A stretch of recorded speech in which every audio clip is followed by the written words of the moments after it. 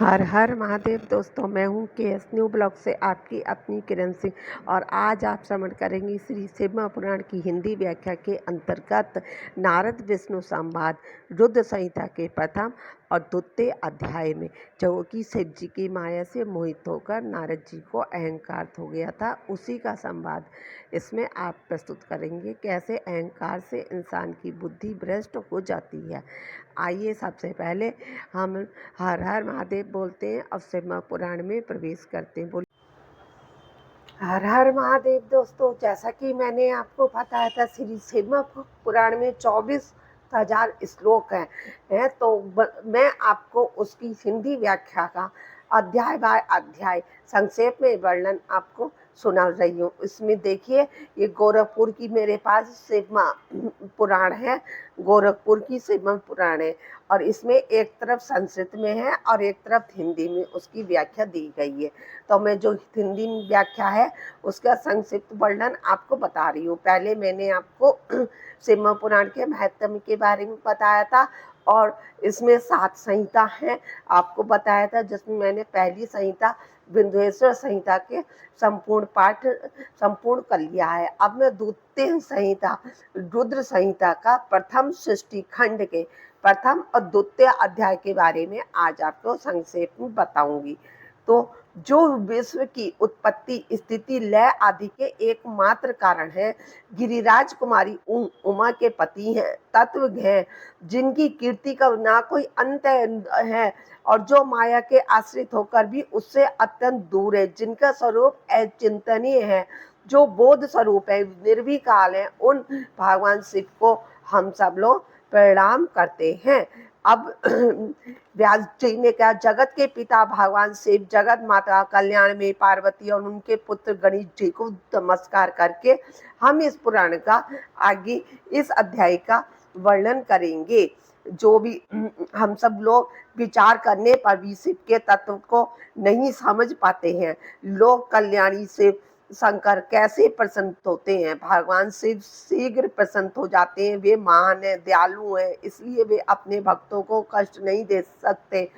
ब्रह्मा, विष्णु, महेश ये तीनों देवता शिव के ही अंग से उत्पन्न हुए हैं। इनमें महेश तो पूर्णांश है, ये स्वयं ही दूसरे शिव हैं। आप उनके प्राकट्य की कथा तथा उनकी विशेष चरित्रों का वर्णन कीजिए। सूत जी बोले, हे मुनीश्वरों, आपने बड़ी उत्तम बात पूछी। आप सब लोग धन्य हैं जो कि भगवान सदाशिव की कथा में आप लोगों की आंतरिक निष्ठा हुई है। सदाशिव से संबंधित कथा वक्ता, पूछने वाले और सुनने वाले, इन तीनों प्रकार के पुरुषों को गंगा जी के समान प्रवृत्त करती है। मतलब जो भी मनुष्य इस कथा को पढ़ता है या पूछ भी लेता है या थोड़े सा श्रवण भी कर लेता है, उसे पवित्र गंगा के समान, गंगा में नहाने के समान पवित्र फल प्राप्त होता है। हे ब्राह्मणों, अब मैं शिव लीला का वर्णन करता हूँ। ब्रह्मा और नारद का ये महान सुख देने वाला संवाद कब हुआ, ये सब ऋषियों ने पूछा, जिससे संसार की मुक्ति प्रदान करने वाली शिव लीला वर्णित है। तब सूत जी ने कहा, एक समय की बात है कि ब्रह्मा जी के पुत्र मुनि शिरोमणि विनीत चित नारद जी तपस्या के लिए मन में विचार आया। हिमालय पर्वत में कोई एक परम शोभा संपन्न गुफा थी, जिसकी निकट देव नदी गंगा निरंतर बहती रहती थी। वहां एक महान दिव्य आश्रम था जो नाना प्रकार की शोभा से सुशोभित था। वे दिव्यदर्शी नारद जी तपस्या करने के लिए वहां गए। उस गुफा को देखकर मुनिवर नारद जी बड़े ही प्रसन्न हुए और दीर्घ काल तक वहां पर तपस्या करते रहे। उनका अंतःकरण शुद्ध था। वह दृढ़ता पूर्वक आसन बांधकर मौन हो प्राणायाम पूर्वक समाधि में स्थिर हो गए। हे ब्राह्मणों, उन्होंने वहां पे समाधि लगा ली। मुनिवर नारद जी जब इस प्रकार तपस्या करने लगे, तब देवराज इंद्र कांप उठे और उनकी मानसिक संताप से व्याकुल हो गए। ये नारद मुनि मेरा राज्य लोग देना चाहते हैं। मन ही मन ऐसा सोचकर इंद्र ने उनकी तपस्या में विघ्न डालने की इच्छा से देवनायक कामदेव को स्मरण किया और कामदेव से बोला जाओ और जाके उनके नारद जी के उसमें तपस्या में विघ्न डालो है। तब ये शौनक आदि तब हे वेद तुम्हारे बल से मैंने बहुत लोगों की तपस्या को नष्ट किया है। अब तुम कृपया करके नारद जी के भी पास जाओ। तब नारद मुनि के चित्त में विकार नहीं उत्पन्न हुआ। महादेव के अनुग्रह से उन दोनों का गर्व चूर हो गया। अब कामदेव जी वहां गए, वो उनकी तपस्या भंग नहीं कर सके। क्यों क्यों भंग नहीं कर सकते, आइए जानते हैं। ये शौनक आदि ऋषियों ऐसा होने में जो कारण था उसे आदर पूर्वक सुनिए।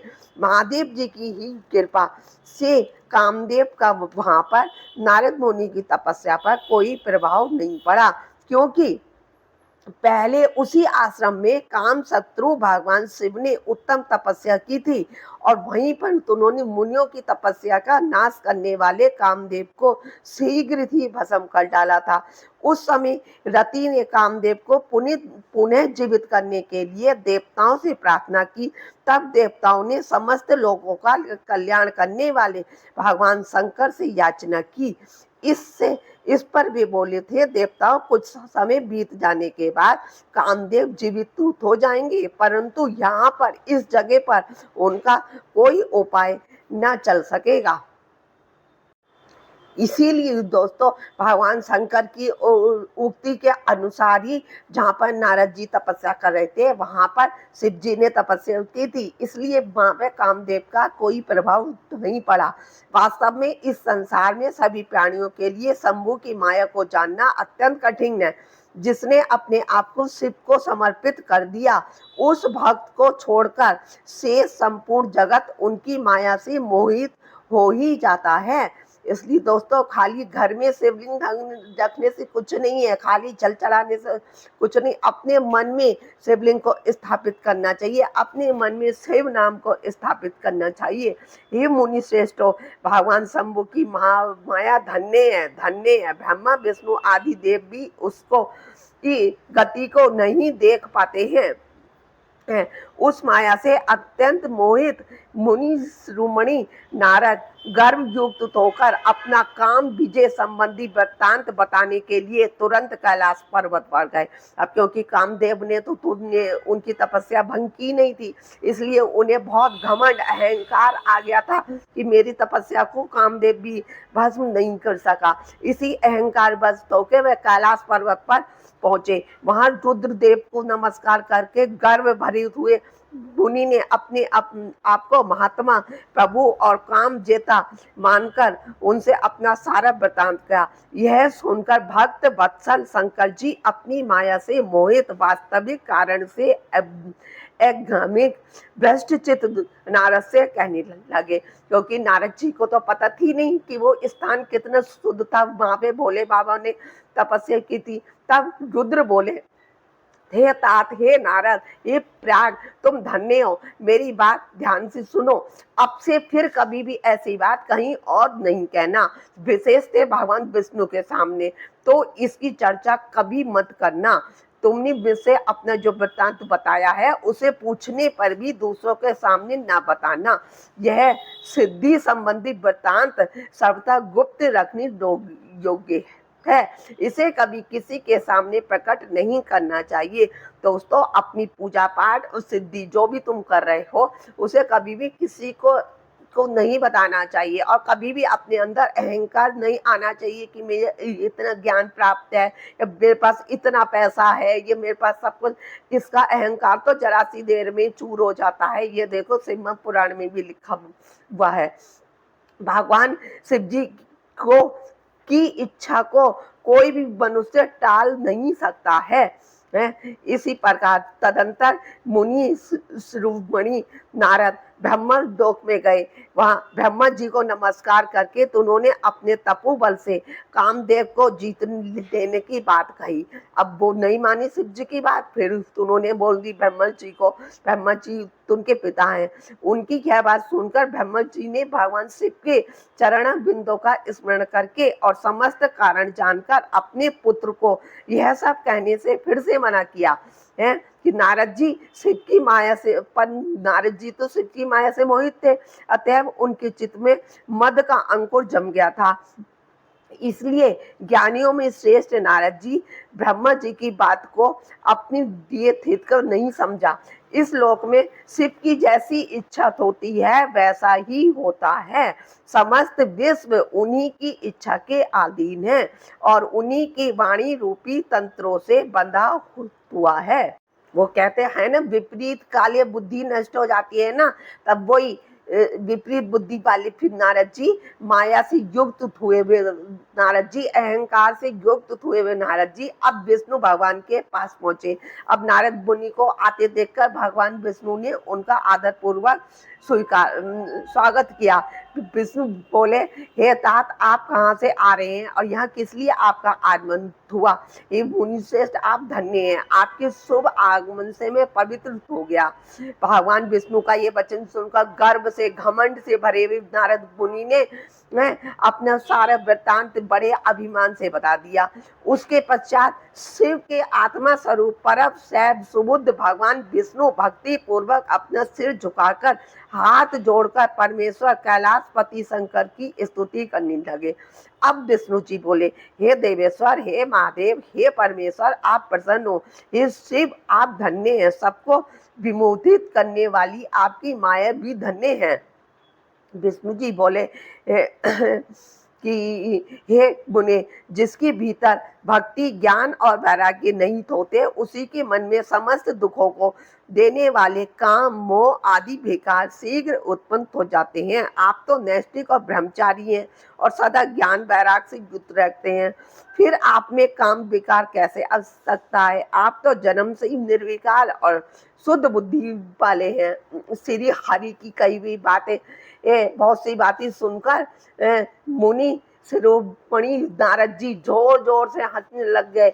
मनी मन भगवान को प्रणाम करके कहने लगे। नारद जी बोले, हे स्वामी, यदि बीच पर आपकी कृपा है तब कामदेव का मेरे तो ऊपर क्या प्रभाव हो सकता है? ऐसा कहकर भगवान के चरणों में मस्तक झुकाकर इच्छा अनुसार विचरने वाले नारद मुनि वहां से चले गए।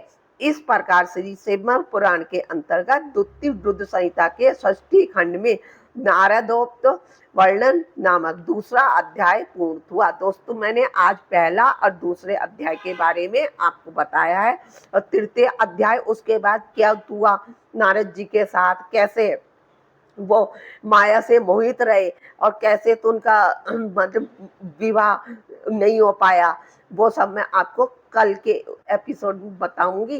दोस्तों, हर हर महादेव। दोस्तों, मेरा वीडियो अंत तक देखने के लिए बहुत बहुत धन्यवाद। जो लोग नए नए जुड़े हैं उनको बता दूं, मेरी सारी वीडियो शुरू से वॉच करें।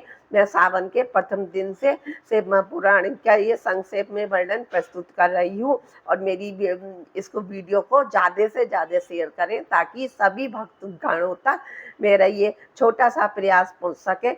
आपको पता है कि जो जिसके घर में शिव पुराण रहती है या जो धोखे से भी भूल बस भी शिव पुराण का एक श्लोक भी पढ़ लेता है, एक हिंदी व्याख्या भी पढ़ लेता है या श्रवण कर लेता है, उसको सप्त नदियों का नहाने का पुण्य प्राप्त होता है और शिव की का सानिध्य प्राप्त होता है। हर हर महादेव। दोस्तों, भोलेनाथ सबके साथ।